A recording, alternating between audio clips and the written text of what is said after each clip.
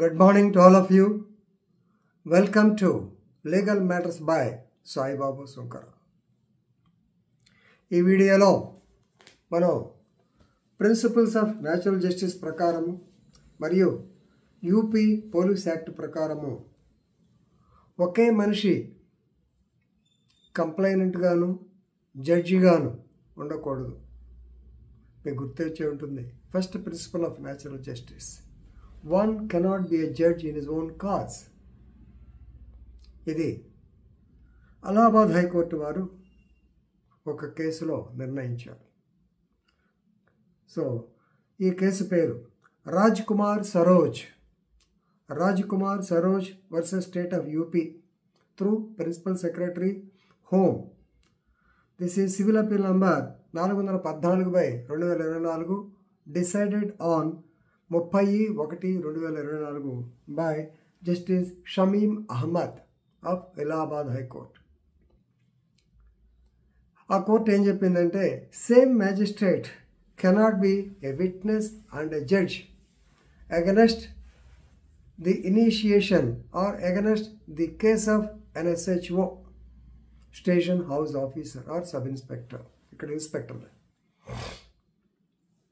ఈ కేసు పూర్వాపరాలకు వెళ్తే కానీ మీకు ఈ భాష అర్థం కాకపోవచ్చు.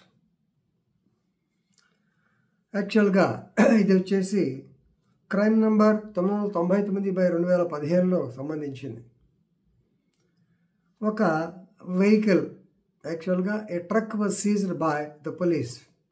ఒక చీటింగ్ కేసులో వెహికల్.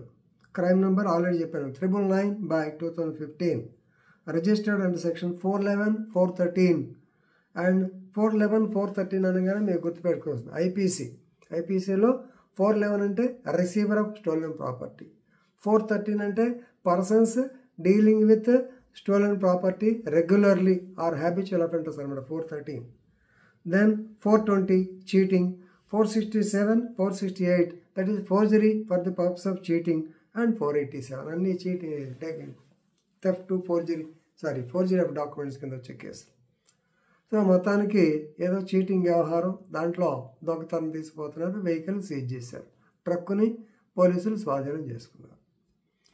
సో ట్రక్కుని పోలీస్ స్టేషన్ మామూలుగా కోర్టు ఆవరణలో పెట్టలేరు కాబట్టి పోలీస్ స్టేషన్లోనే వాళ్ళు పార్కింగ్ చేశారు. తర్వాత ఛార్జ్షీట్ కూడా పెట్టారు. తర్వాత ముద్దాయి నిందితుడు ఎవరైతే అతను ఓనర్ ఆఫ్ ది వెహికల్, అయ్యా నా బండి నాకు ఇప్పించిందని 451 CRPC కింద పిటిషన్ వేసుకుంటూ అతను ఈ వెహికల్లో సామాన్లు మార్చేశారు, ఏదో రకరకాల అలిగేషన్స్ పెట్టాడు. దాని మీద ఆ సిఏ గారు మారిపోయాడు, కొత్త సిఏ గారు. కోర్టు ఏం చెప్పిందంటే, ఏడీజే సెకండ్ ఏడీజే అండ్ గుర్తులేదు, ఎవరు గుర్తురావట్లేదు కానీ యూపీలోది ఇది. So ADJ he has directed the SHO to conduct physical verification and give the report. ఏమైనా అసలు దాంట్లో బ్యాటరీ ఉందా, టైర్లు ఉన్నాయా, హార్న్ ఉందా, అన్నీ కొట్టేసి ఏంది ఫిజికల్ పొజిషన్ చెప్పమన్నారు. ఎందుకంటే ఇలా చాలా సంఘటనలు జరుగుతూ ఉంటాయి. వెహికల్ పోలీస్ స్టేషన్లో పెడితే సహజంగా సేఫ్టీ అనుకుంటా కానీ కొన్ని మెటీరియల్స్ పోయేటువంటి సంఘటన ఉంది. పొద్దున్నే పోలీస్కి అగెనెస్ట్గా చెప్పలేను, జరగవచ్చు, అంతవరకు ఆపారు. SHO wanted extension of time. నాకు ఇప్పుడు కుదరదు, ఇంకో టైం కావాలని. దాంతో జడ్జి గారికి చిర్రెత్తుకు వచ్చింది. ఆల్రెడీ ఎలిగేషన్ ఏంటి, దాంట్లో పార్ట్లు మిస్ అయినాయి అని, ఇంజిన్ మార్చారు, ఇట్లాంటి ఎలిగేషన్ ఉంటాయి. నేను చేసిన come on you come to the court on certain date and give explanation ఇచ్చాడు. అంటూ ఎస్పీ గారికి take action against the SHO for not complying with orders of the court అని చెప్పి ఎస్పీ గారికి ఇచ్చాడు. ఎస్పీ గారు ఏంద్రా బాబు ఇదంటే, ఇతనేమంటే, సార్ అది నాకు అర్జెంటుగా వేరే పని ఉంది, పైగా నేను కొత్తగా వచ్చాను, పాత సీఏతో మాట్లాడాలి, అసలు వచ్చింది, దానికోసం ఎక్స్టెన్షన్ ఆఫ్ టైం అడిగాను. అది కరెక్ట్ కాదన్నారు. సో నెక్స్ట్ వాయిదాకి వెరిఫికేషన్ జరిగింది, ఇచ్చారు. ఆ వెరిఫికేషన్ కూడా ఆర్టీఓ అథారిటీస్ని తీసుకుని వాళ్ళ సమక్షంలో రాశారు. ఇంజిన్ నెంబరు అదేదో కొంచెం తేడా వచ్చింది. సరే, అది ఒక ఫిజికల్ రిపోర్ట్.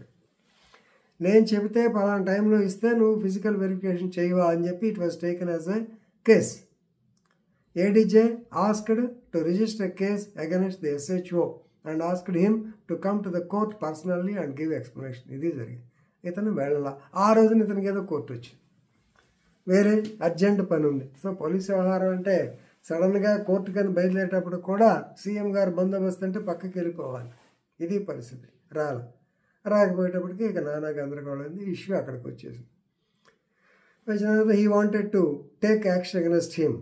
ఇక్కడ ఏంటి, ఈయన now he is the complainant or the witness and how can he decide the case. అది section 29 of the UP police act. Now సెక్షన్కి వద్దాం. Section 29 of the police act says as, enquiry can be conducted against a police officer for his negligence or errant. తప్పు చేస్తే చేయొచ్చు, కానీ the procedure is according to rule numbers 484 and 486 of the so called UP police regulations.